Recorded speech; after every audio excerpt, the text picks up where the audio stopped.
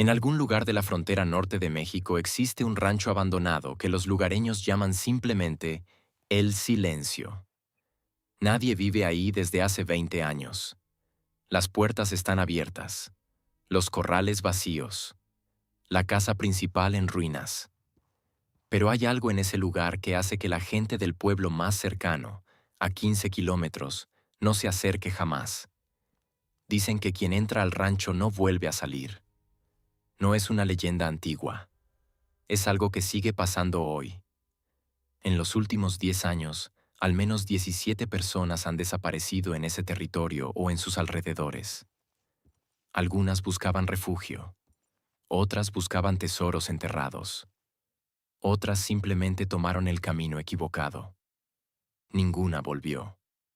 Las autoridades dicen que no hay nada que investigar. Los narcos dicen que no es territorio suyo. Y los sobrevivientes, los pocos que lograron salir antes de que cayera la noche, dicen que en ese rancho pasa algo que no tiene explicación. Lo que estás a punto de escuchar es la investigación más completa que alguien ha hecho sobre el silencio. Y también la historia de por qué esa investigación nunca fue publicada. Hay historias que la gente cuenta solo cuando confía en ti. Historias que no se gritan en las cantinas ni se publican en los periódicos. Se susurran. Se pasan de boca en oído como advertencias que todos entienden pero nadie quiere explicar del todo. La historia del rancho El Silencio es una de esas. El rancho está en la frontera norte de México, en una zona que no voy a nombrar con precisión porque los que viven ahí me pidieron que no lo hiciera. Pero está ahí, a 15 kilómetros del pueblo más cercano, al final de una brecha de terracería que solo los locales conocen. Antes era un rancho ganadero como cualquier otro. Tenía corrales, establos, una casa principal de adobe con techo de teja, un pozo profundo. Durante años fue un lugar normal donde vivía una familia normal, hasta que dejó de serlo. En 1998, la familia que vivía en el rancho, los Durán, lo abandonó de la noche a la mañana. No avisaron a nadie, no se despidieron de los vecinos. Simplemente una mañana el ganado estaba suelto, las puertas abiertas y la familia había desaparecido.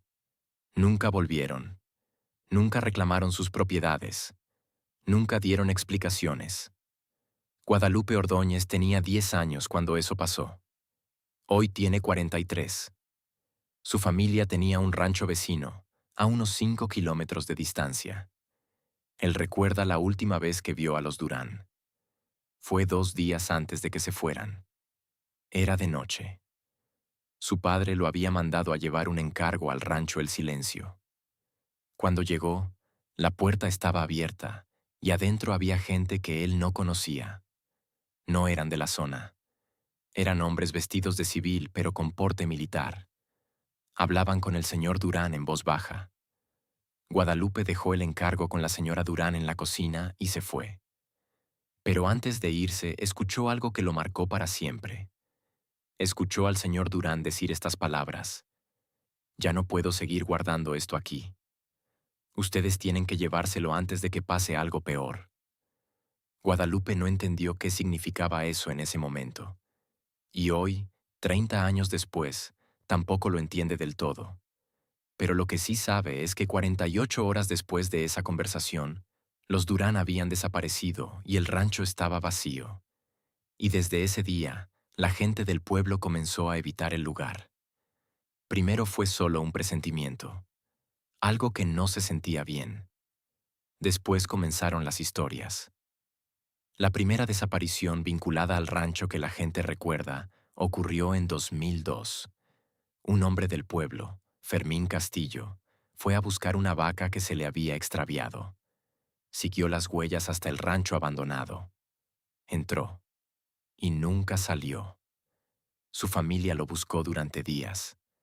Encontraron la vaca 2 kilómetros más allá del rancho, tranquila, pastando como si nada hubiera pasado. Pero de Fermín no encontraron ni rastro. Presentaron una denuncia. La policía municipal fue al rancho, hizo un recorrido rápido, no encontró nada y cerró el caso como desaparición voluntaria. Fermín Castillo tenía esposa, 3 hijos y un negocio de herrería en el pueblo. No había ninguna razón para que desapareciera voluntariamente. Pero esa fue la conclusión oficial. Y esa fue la primera vez que la gente del pueblo entendió que las autoridades no iban a ayudar. Que si algo pasaba en ese rancho, ellos estaban solos. Desde entonces, el rancho se convirtió en un lugar prohibido. Los padres les decían a los hijos que no se acercaran. Los rancheros que trabajaban en la zona evitaban pasar por ahí incluso de día. Y cuando alguien de fuera preguntaba por qué un rancho abandonado en medio de la nada causaba tanto miedo, la respuesta era siempre la misma. Ahí pasan cosas que no tienen explicación. Y el que entra no sale. Algunos decían que el rancho estaba embrujado. Otros decían que era territorio de narcotraficantes y que desaparecían a cualquiera que se acercara. Otros decían que ahí hacían rituales de brujería y que los cuerpos de los desaparecidos estaban enterrados en algún lugar del terreno. Las teorías variaban, pero el patrón era el mismo. Gente que entraba al rancho, gente que no volvía, y autoridades que no investigaban. Entre 2010 y 2020, 17 personas desaparecieron en un radio de 5 kilómetros alrededor del rancho El Silencio. No son rumores ni leyendas urbanas. Son casos documentados, con nombres, con actas de denuncia, con familias que siguen buscando. Voy a contar 3 de esos casos. 3 que tienen documentación verificable y que comparten el mismo patrón perturbador. El primer caso es el de Jesús Alberto Medina Soto, estudiante de Ingeniería Civil de 23 años, originario de Monterrey. En marzo de 2014, Jesús Alberto fue de excursión con 3 amigos a una zona montañosa cerca de la frontera. El grupo acampó la primera noche sin problemas. Al día siguiente decidieron explorar. Según el testimonio de los amigos que sobrevivieron, Jesús Alberto se adelantó siguiendo lo que parecía ser un camino antiguo. Los otros 3 lo perdieron de vista durante unos 20 minutos. Cuando fueron a buscarlo, encontraron su mochila en el suelo, cerca de lo que después identificaron como los límites del rancho El Silencio. Jesús Alberto nunca apareció. Sus amigos presentaron la denuncia inmediatamente. La Fiscalía del Estado abrió una averiguación previa. Organizaron búsquedas con perros rastreadores. Los perros siguieron el rastro hasta el rancho y ahí se detuvieron. Según el reporte oficial, los animales se negaron a entrar al terreno. Los entrenadores intentaron forzarlos, pero los perros se echaron al suelo y no hubo manera de que avanzaran. La búsqueda fue suspendida al tercer día. El expediente fue archivado 6 meses después sin resolución.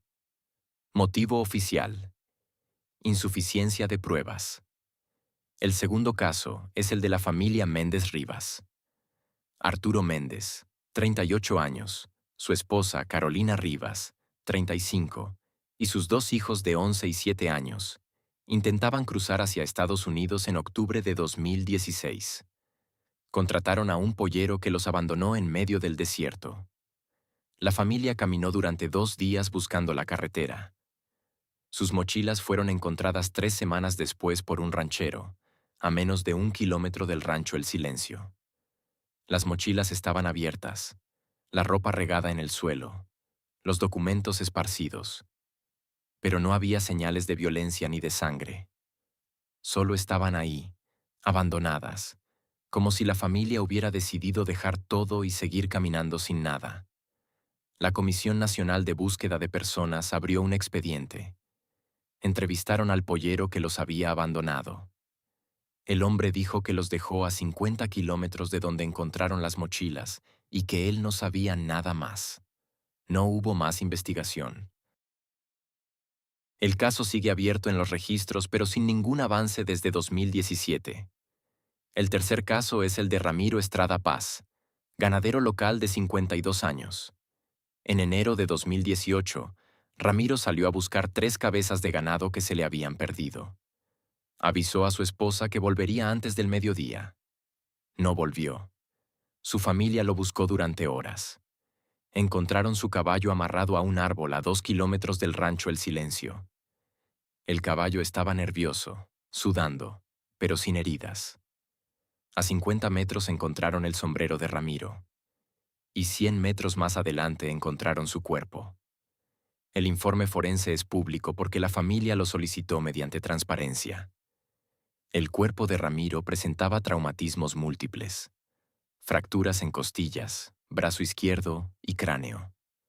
Lo que llamó la atención del forense fue el patrón de las lesiones. En su informe escribió: características compatibles con caída desde gran altura o impacto de alta velocidad.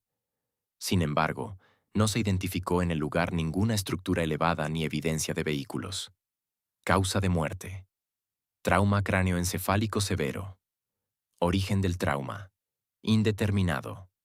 Indeterminado. Esa palabra aparece en los 3 casos, y en los otros 14. Siempre hay algo que no cuadra, algo que los investigadores no pueden o no quieren explicar. Y siempre, en todos los casos, la última ubicación conocida de las víctimas está vinculada al rancho El Silencio. Las familias han pedido que se investigue el rancho como escena del crimen, que se hagan excavaciones, que se busquen fosas. La respuesta de las autoridades ha sido siempre la misma: no hay evidencia suficiente. 17 desapariciones en 10 años no es evidencia suficiente. Y nadie les ha explicado qué sí lo sería. En 2018, un periodista freelance del norte de México, cuyo nombre no voy a revelar por razones de seguridad, decidió investigar las desapariciones vinculadas al rancho El Silencio. No era la primera vez que cubría casos de desapariciones. Llevaba años documentando la violencia en la frontera norte. Conocía el terreno.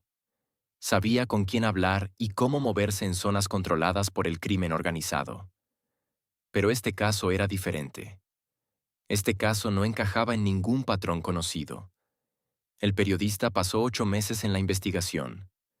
Entre mayo de 2018 y enero de 2019, entrevistó a 22 familiares de víctimas, revisó 14 expedientes judiciales, recorrió la zona 6 veces y habló con más de 30 personas del pueblo cercano al rancho. Lo que encontró no fue una respuesta clara. Fue un patrón. Todas las desapariciones ocurrieron entre los meses de octubre y marzo. Ninguna en primavera ni en verano. Todas ocurrieron en horario vespertino o nocturno. Ninguna en la mañana. Y en todos los casos donde hubo testigos o algún tipo de comunicación antes de la desaparición, las víctimas mencionaron el rancho. Algunas dijeron que iban a pasar por ahí. Otras dijeron que habían visto algo extraño cerca del rancho. Una de ellas, según su última llamada telefónica a un familiar, dijo que había visto luces en el rancho y que iba a acercarse a ver qué era. El periodista también encontró algo que las autoridades nunca cruzaron en sus investigaciones. Encontró que en varios de los casos, días antes de las desapariciones, otras personas habían reportado actividad extraña en la zona del rancho. Vehículos que entraban y salían de noche. Luces que se veían desde lejos. Ruidos que la gente describía como maquinaria pesada o generadores eléctricos. Pero cuando las autoridades iban a verificar, nunca encontraban nada. El rancho siempre estaba vacío. Siempre estaba en silencio. El periodista armó un expediente de 180 páginas. Incluyó testimonios, fotografías, mapas, líneas de tiempo, análisis de los expedientes oficiales. Era el trabajo más completo que alguien había hecho sobre el tema. Y entonces intentó publicarlo. Le ofreció la investigación a un periódico de circulación nacional. El editor lo leyó. Le dijo que era buen trabajo, pero que no lo podían publicar porque no había suficientes fuentes oficiales que confirmaran las hipótesis. El periodista buscó un segundo medio, un semanario de investigación con buena reputación. El editor le dijo que la historia era interesante, pero que necesitaban verificar más datos antes de comprometerse. Pasaron 3 meses y nunca volvieron a contestar sus llamadas. El tercer medio fue una plataforma digital independiente especializada en derechos humanos.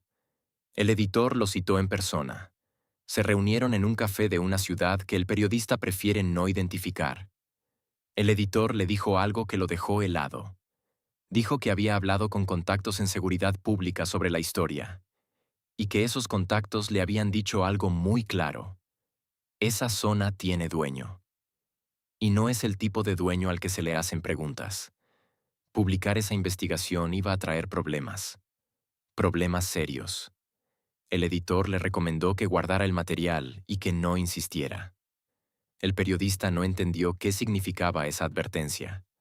Si el rancho estaba en manos del crimen organizado, eso era precisamente lo que debía investigarse y publicarse. Pero el editor fue más específico. Dijo que no era solo crimen organizado.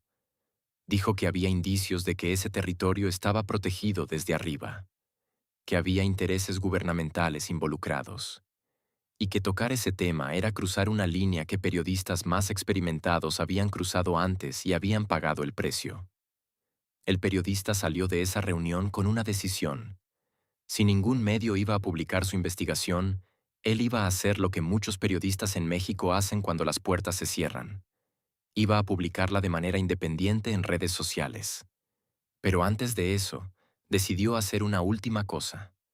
Decidió ir personalmente al rancho, con cámaras, con testigos, y documentar lo que encontrara. Pensaba que si tenía pruebas visuales contundentes, ningún medio podría negarse a publicar. Estaba equivocado. Pero eso lo iba a descubrir después. El 14 de enero de 2019, a las 11 de la mañana, el periodista llegó al rancho El Silencio acompañado de un camarógrafo profesional y un guía local que conocía el camino. Llevaban 2 cámaras, equipo de audio, linternas, un GPS y suficiente agua y comida para pasar el día si era necesario. El plan era simple: documentar el estado actual del rancho, buscar señales de actividad reciente, grabar entrevistas con el guía sobre las historias del lugar y salir antes del anochecer. El camino de acceso al rancho es una brecha de terracería que se desprendió de la carretera principal hace kilómetros. El GPS dejó de funcionar a mitad del trayecto. El guía les dijo que era normal, que en esa zona las señales de celular y GPS siempre fallaban. Llegaron al rancho alrededor del mediodía. La primera impresión del periodista, según sus notas, fue de abandono total. La casa principal estaba en pie pero con las ventanas rotas, las puertas sin bisagras, el techo parcialmente colapsado. Los corrales estaban derruidos. El pozo en el patio central estaba seco y lleno de basura. Había grafitis en las paredes exteriores, la mayoría ilegibles por el tiempo, algunos con símbolos que el periodista no reconoció. Pero había algo más. Algo que no encajaba con un lugar abandonado desde hace 20 años. En el camino de acceso, justo antes de llegar a la casa principal, había marcas de llantas frescas. Marcas que no tenían más de una semana según el guía. Y cerca de uno de los corrales se encontraron envolturas de comida, botellas de plástico vacías y colillas de cigarro que claramente eran recientes. Alguien había estado ahí hacía poco. El camarógrafo comenzó a grabar. Recorrieron el perímetro exterior primero. Documentaron los corrales, el pozo, la parte trasera de la casa donde había un cobertizo derrumbado. Todo parecía normal dentro de lo que se puede esperar de un rancho abandonado. Pero entonces el periodista notó algo. Un olor. Lo describe en sus notas como una mezcla de animal muerto y algo químico. No era olor a basura ordinaria. Era algo más fuerte, más penetrante. El guía también lo sintió. Dijo que venía de adentro de la casa. Entraron a la casa principal con precaución. El interior estaba oscuro. Usaron las linternas. La sala estaba vacía. Paredes descascaradas. Piso de tierra. En la cocina había una estufa vieja oxidada y trastes rotos. Nada fuera de lo común. Pero el olor se hacía más fuerte hacia el fondo de la casa. Llegaron a un pasillo estrecho que conectaba con los dormitorios. El camarógrafo iba adelante iluminando con la cámara. El periodista detrás con una linterna. El guía se quedó en la entrada. Dijo que no quería entrar más. Que algo no se sentía bien. Caminaron por el pasillo. Había 3 puertas, 2 abiertas, cuartos vacíos con moho, la tercera cerrada. El periodista la empujó. No estaba con llave. El cuarto estaba completamente oscuro, sin ventanas. Iluminaron. Era pequeño, de unos 3 metros por 3. Vacío, excepto por una cosa. En el fondo había una trampilla en el piso. Una puerta de madera pesada con candado oxidado. El periodista se acercó. El olor venía de ahí. El olor a químicos y descomposición. El camarógrafo grabó desde varios ángulos. El periodista intentó abrir el candado. Estaba cerrado. No tenían herramientas para romperlo. Decidieron salir. Habían documentado suficiente. Eran las 4 de la tarde y empezaba a oscurecer. El guía estaba nervioso. Les dijo que era hora de irse, que no quería estar ahí de noche. Subieron a la camioneta y comenzaron el camino de regreso. En el trayecto, nadie habló. Los 3 sentían lo mismo. Una incomodidad. Una sensación de que habían visto algo que no debían. De que alguien o algo los había estado observando todo el tiempo. Esa noche, de regreso en la ciudad, el camarógrafo revisó las grabaciones. Había capturado varias horas de material. Todo parecía en orden. Hasta que llegó a una toma específica. Una toma del pasillo oscuro. Una toma de 3 minutos que grabó mientras caminaban hacia el cuarto del fondo. En esa toma, en el fondo del pasillo, justo antes de que la cámara enfocara la puerta cerrada, se ve algo. Se ve una figura humana, de pie, inmóvil, mirando hacia la cámara. Una figura que ninguno de los dos vio cuando estaban ahí. El camarógrafo revisó la toma una y otra vez. No había duda. En la grabación, durante 3 minutos completos, se ve claramente una silueta humana al fondo del pasillo. La figura no se mueve. No hace ningún gesto. Solo está ahí, de pie, en la oscuridad, con la cabeza ligeramente inclinada como si estuviera observando a quienes se acercaban. El periodista llamó al camarógrafo esa misma noche. Le pidió que le enviara el archivo sin editar. Quería descartar a que fuera un error de edición o un problema técnico.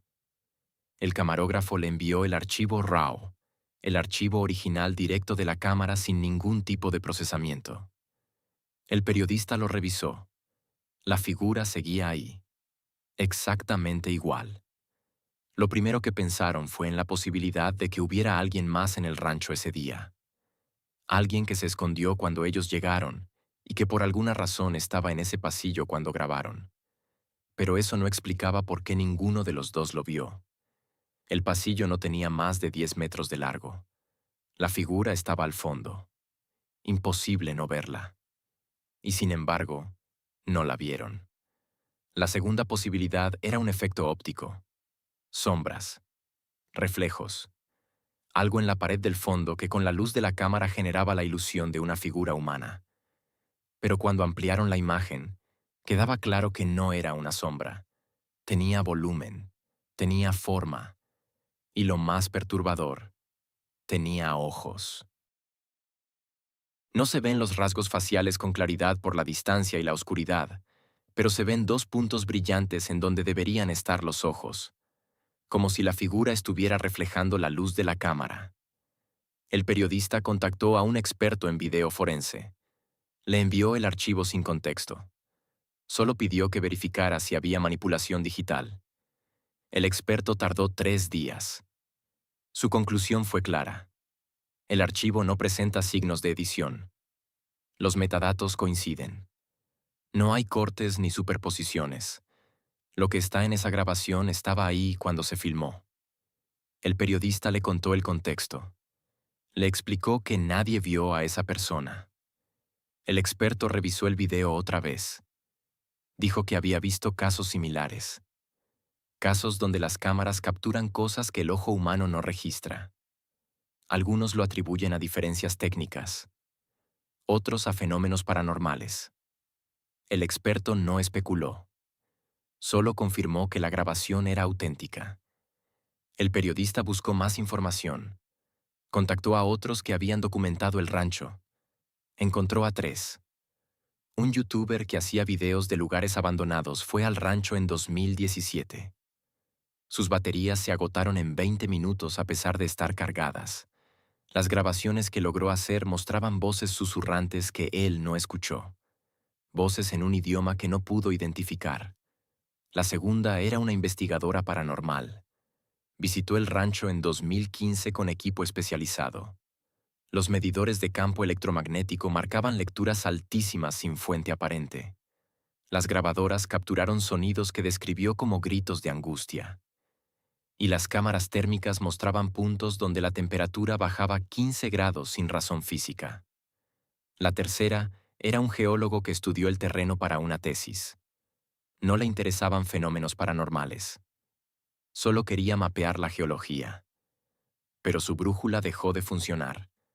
La aguja giraba sin control. Los GPS fallaron. No podía obtener coordenadas precisas. Le preguntó si había explicación científica. Dijo que podía haber depósitos minerales que generaran interferencia, pero para esa intensidad tendría que ser algo masivo. Y en esa zona no había registros de yacimientos de ese tipo. Todos estos testimonios apuntaban a lo mismo. El rancho no era solo un lugar donde desaparecía gente. Era un lugar donde los instrumentos fallaban, donde las cámaras capturaban lo que el ojo no veía, donde la brújula perdía el norte, y donde algo seguía presente 20 años después de que el lugar fuera abandonado.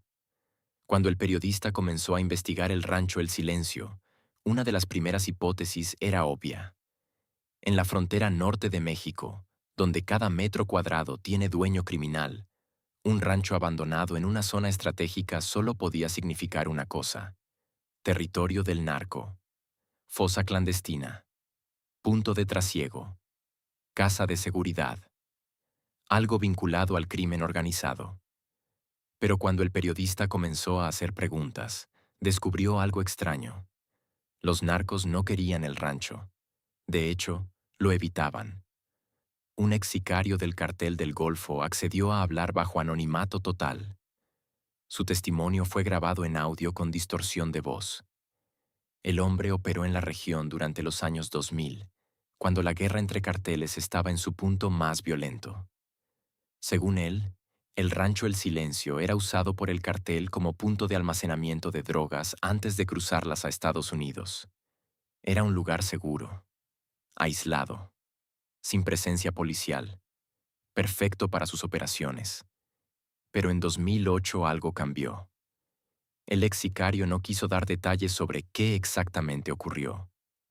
Solo dijo que hubo un incidente. Gente del cartel que estaba en el rancho esa noche desapareció. No fueron capturados. No los mataron rivales. Simplemente desaparecieron. El jefe del cartel mandó a un grupo de 5 hombres armados a recuperar el rancho y a encontrar a los desaparecidos. 3 días después, los 5 volvieron. Pero volvieron mal. El ex sicario describió la escena. Los hombres llegaron en estado de shock. 2 no podían hablar. 1 lloraba sin parar. Los otros 2 contaban cosas sin sentido. Decían que habían visto sombras moverse sin que hubiera nadie, que habían escuchado gritos del subsuelo, que algo había intentado jalar a uno de ellos hacia la casa. El jefe los interrogó durante horas. Pensó que habían consumido drogas, pero los hombres insistían. Y eran sicarios experimentados. No el tipo de personas que se asustan fácilmente. El jefe tomó una decisión. Declaró el rancho como territorio prohibido. Ordenó que nadie del cartel se acercara. Dijo que ese lugar estaba maldito. Y desde entonces, ningún cartel lo ha reclamado. Ni el cartel del Golfo, ni los Zetas, ni ninguna de las células que han operado en la región en los últimos 15 años. Es el único territorio en 100 kilómetros a la redonda que no tiene dueño criminal. Y eso, en la frontera norte de México, es imposible, a menos que haya una razón muy poderosa para evitarlo. El periodista intentó corroborar esta historia con otras fuentes. contactó a un analista de seguridad que monitorea la actividad del crimen organizado en la zona. El analista confirmó que el Rancho El Silencio no aparece en ningún mapa criminal. No hay reportes de actividad de narcotráfico en ese punto específico. No hay enfrentamientos. No hay ejecuciones. No hay ninguna de las señales típicas de un territorio controlado por carteles. Es un vacío. Y los vacíos no existen en esa región. Pero el analista agregó algo más. Dijo que en 2015, durante una operación de inteligencia de la Sedena, se interceptaron comunicaciones de radio de un grupo criminal que operaba cerca del rancho. En una de las conversaciones, un comandante le ordenaba a su gente que evitara la zona. Le dijeron que por qué. La respuesta fue textual. Porque ahí desaparece la gente y no queremos pedos con lo que sea que esté ahí. No dijo el gobierno, no dijo rivales, dijo lo que sea que esté ahí. El periodista también habló con un exagente de la Policía Federal que trabajó en la región. El agente contó que en 2011 intentaron usar el rancho como base para un operativo. Llegaron, desplegaron equipos, instalaron un campamento. A las 3 horas tuvieron que irse. 2 agentes se sintieron mal. Uno tuvo un ataque de pánico. Otro sangró de la nariz sin razón. El comandante decidió mover el campamento. En su reporte oficial escribió que el sitio no era adecuado. Pero en privado dijo, ese lugar no está bien, mejor nos vamos. Todos estos testimonios apuntan a la misma conclusión. El rancho no es territorio de nadie porque nadie lo quiere. Ni los criminales ni las autoridades. Y cuando tanto los malos como los buenos evitan un lugar con la misma determinación, solo puede significar una cosa. Que ahí hay algo peor que ambos. Hay una teoría sobre el Rancho El Silencio que nadie ha podido probar pero que muchos susurran.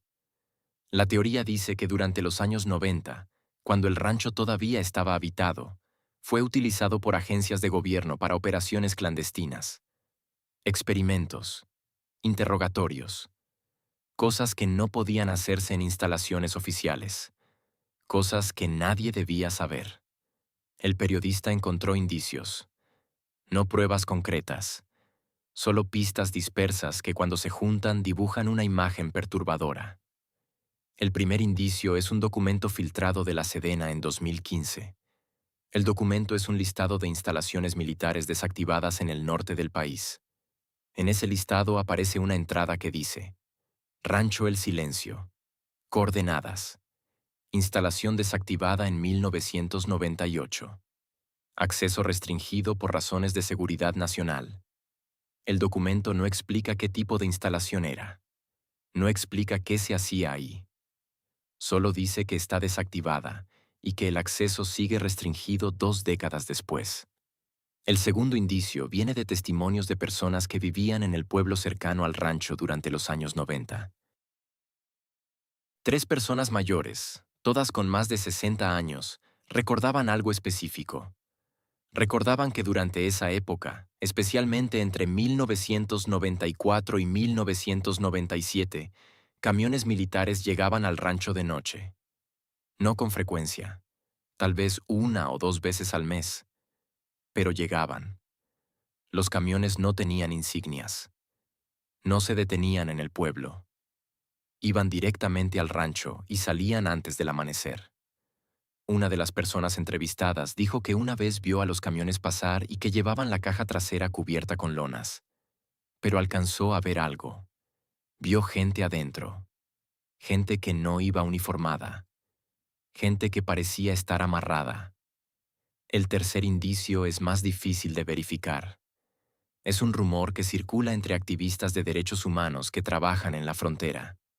El rumor dice que durante los años 90, varios migrantes centroamericanos desaparecieron en la zona del rancho. No es inusual. Miles de migrantes desaparecen cada año en la frontera.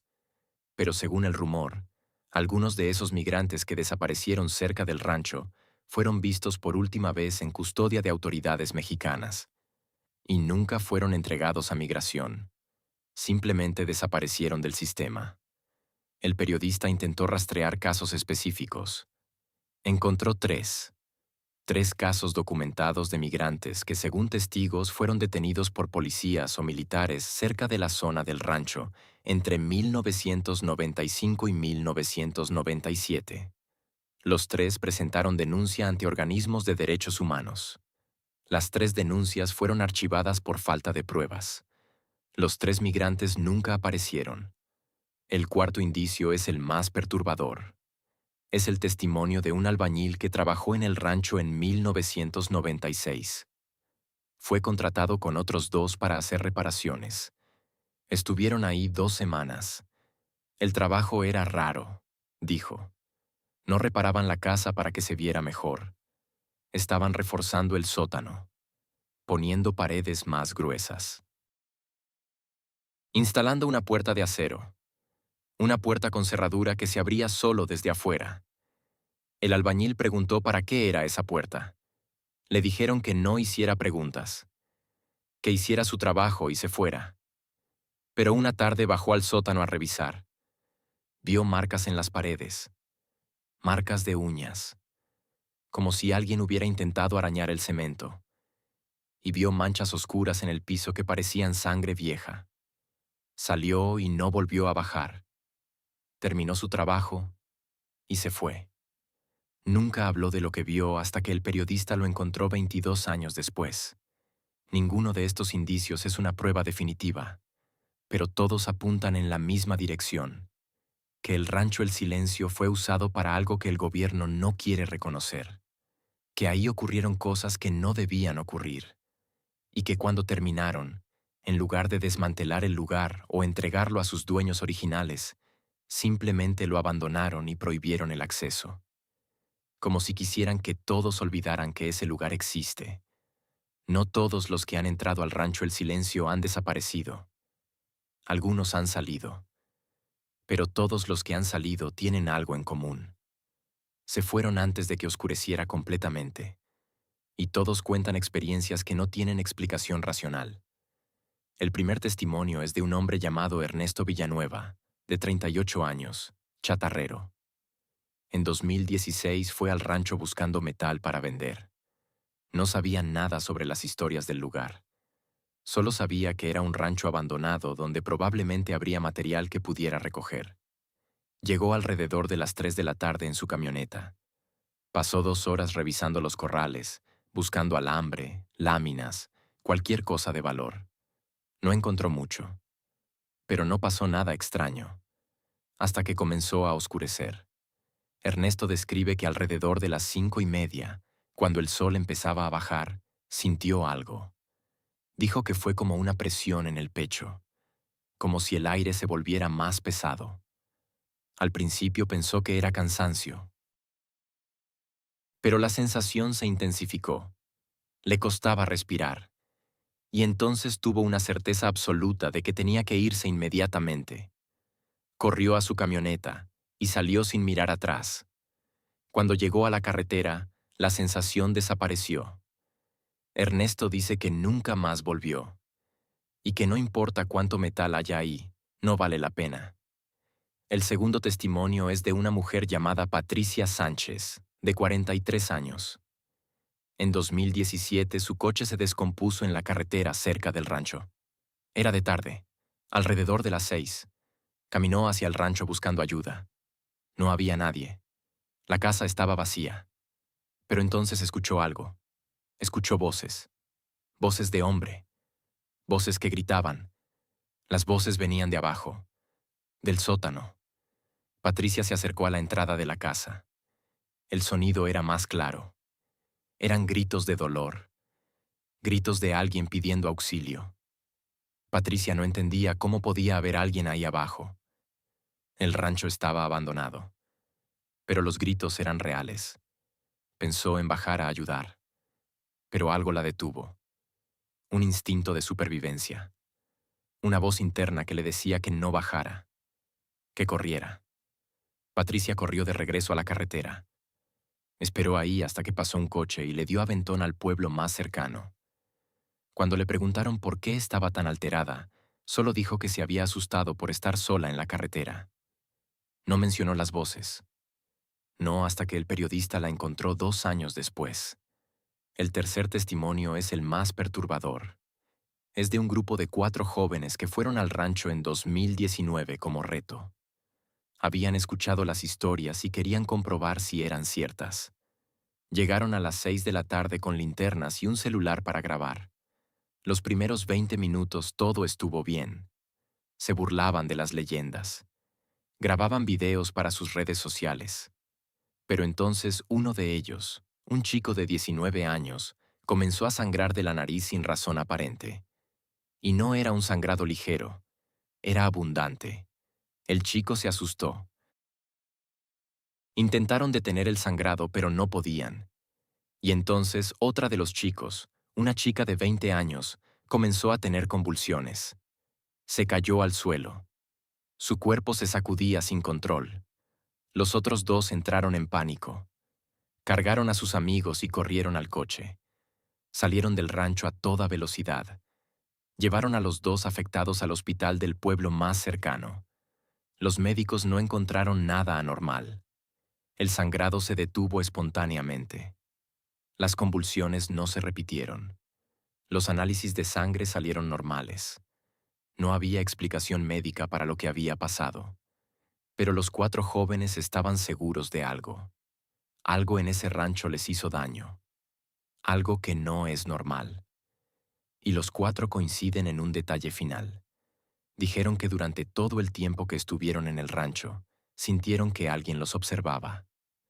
Pero cada vez que volteaban a ver, no había nadie. Estos 3 testimonios comparten el mismo patrón. Llegaron de día. Estuvieron poco tiempo. Y salieron antes de que oscureciera completamente. Los que no siguieron ese patrón, los que entraron de noche o se quedaron demasiado tiempo, son los que desaparecieron. En 2019, el periodista entregó toda su investigación a la Comisión Nacional de Búsqueda de Personas Desaparecidas. Era un expediente de 180 páginas. Incluía testimonios, documentos, análisis de los casos, mapas, fotografías. Era imposible ignorarlo. Y efectivamente, la comisión no lo ignoró. Abrieron un expediente. Asignaron un equipo de búsqueda. Y anunciaron que iban a ir al rancho El Silencio a realizar una inspección exhaustiva. El equipo llegó al rancho el 12 de marzo de 2019. Eran 6 personas. 2 peritos forenses, 2 especialistas en búsqueda de personas, un coordinador y un fotógrafo documentalista. Llevaban equipo especializado, georradar para detectar fosas clandestinas, perros entrenados, cámaras, todo lo necesario para una búsqueda profesional. Pasaron 3 días en la zona. El informe oficial que presentaron al finalizar la búsqueda es público. Se puede consultar mediante transparencia. El informe dice que no se encontró evidencia de actividad criminal reciente en el rancho, que no se detectaron fosas clandestinas mediante el georradar, que no se localizaron restos humanos. Conclusión. No hay elementos suficientes para continuar la investigación en ese sitio. Pero hay otra versión de lo que pasó. Una versión que nunca fue oficial, pero que un miembro del equipo de búsqueda contó de manera anónima al periodista meses después. Según esta versión, sí encontraron cosas. Encontraron ropa. Ropa que no era vieja. Ropa que no tenía más de unos meses tirada en el rancho. Encontraron objetos personales. Una mochila con documentos de identidad. Unos zapatos. Una cartera. Encontraron manchas en el piso del sótano que los peritos pensaron que podían ser sangre. Tomaron muestras. Pero antes de que pudieran procesar las muestras, antes de que pudieran continuar con la inspección del sótano, recibieron una llamada. Una llamada de un funcionario de la Fiscalía General de la República. El funcionario les ordenó suspender la búsqueda inmediatamente y regresar a la Ciudad de México. Cuando el coordinador del equipo preguntó por qué, la respuesta fue directa. Esa zona está bajo investigación federal de otra índole. No es de su jurisdicción. Retírense ahora. El equipo obedeció. Empacaron su equipo. Abandonaron el rancho. Las muestras que habían tomado fueron entregadas a la fiscalía. El expediente de la comisión fue cerrado. Los hallazgos fueron clasificados como información reservada, y el rancho volvió a quedar en el olvido oficial. El miembro del equipo que habló con el periodista dijo algo más. Dijo que mientras estaban en el rancho, todos sintieron lo mismo que otras personas habían descrito. La sensación de ser observados, la incomodidad, el miedo irracional, y dijo que uno de los perros que llevaron se negó a entrar al sótano. El perro era un animal entrenado para buscar cadáveres. Había trabajado en decenas de casos, pero cuando intentaron que bajara al sótano, el perro retrocedió, se echó al suelo y no hubo manera de que avanzara. El entrenador dijo que nunca había visto a ese perro reaccionar así, que algo en ese sótano lo aterrorizó. El periodista intentó obtener más información sobre la supuesta investigación federal que justificó la suspensión de la búsqueda. Presentó solicitudes de información a la Fiscalía General. Todas fueron respondidas con la misma frase: información clasificada por razones de seguridad nacional. Intentó obtener los resultados del análisis de las muestras que el equipo había tomado. La respuesta fue la misma: clasificado. Lo que quedó claro es que alguien, desde una instancia muy alta del gobierno federal, no quería que se investigara ese rancho, y que esa voluntad de mantenerlo en secreto era más fuerte que cualquier búsqueda de justicia para las familias de los desaparecidos. El periodista nunca publicó su investigación completa. Guardó las grabaciones, guardó los testimonios, guardó los documentos, pero no los hizo públicos. ¿Por qué? Porque una semana después de que entregó su investigación a la comisión, recibió una visita. Era de noche. Alguien tocó a la puerta de su casa. Abrió. Eran 2 hombres. No llevaban uniforme. No mostraron identificación. Solo dijeron que querían hablar con él. El periodista preguntó quiénes eran. Los hombres no respondieron. Solo entraron. Se sentaron en la sala. Y hablaron. Le dijeron que había estado investigando cosas que no le correspondían. Que el rancho El Silencio no era un tema para reportajes. Que había razones de seguridad nacional involucradas. Que si insistía en publicar su investigación, iba a tener problemas. Problemas serios. El periodista les preguntó si era una amenaza. Uno de los hombres respondió: no es una amenaza, es una advertencia. Y hay una diferencia. Una amenaza te dice qué te vamos a hacer. Una advertencia te dice qué te va a pasar si no haces caso. Los hombres se fueron. No dejaron ninguna identificación. No dijeron a qué institución pertenecían. Pero el mensaje fue claro. El periodista entendió que publicar su investigación podía costarle la vida. O algo peor. Así que guardó todo. Lo archivó. Y solo lo compartió años después, bajo condición de anonimato absoluto, para que esta historia pudiera contarse. Entonces, ¿qué es lo que realmente pasa en el rancho El Silencio? Hay 3 posibilidades. La primera es que el rancho fue usado para experimentos clandestinos del gobierno. Interrogatorios ilegales, desapariciones forzadas, torturas. Y que lo que quedó ahí son los restos de esas operaciones. Restos que implicarían a funcionarios de alto nivel. Esta teoría explicaría por qué el gobierno clasifica todo, por qué suspenden las búsquedas, por qué amenazan a quien investiga. La segunda es que el rancho sigue siendo usado para algo, que no está realmente abandonado, que las señales de actividad reciente, los vehículos que entran de noche, las luces, no son imaginación, que ahí sigue pasando algo que requiere aislamiento total. Esta teoría explicaría por qué el crimen organizado evita el lugar, porque saben que está protegido desde arriba. La tercera es la más inquietante. Es que en ese rancho hay algo que nadie entiende.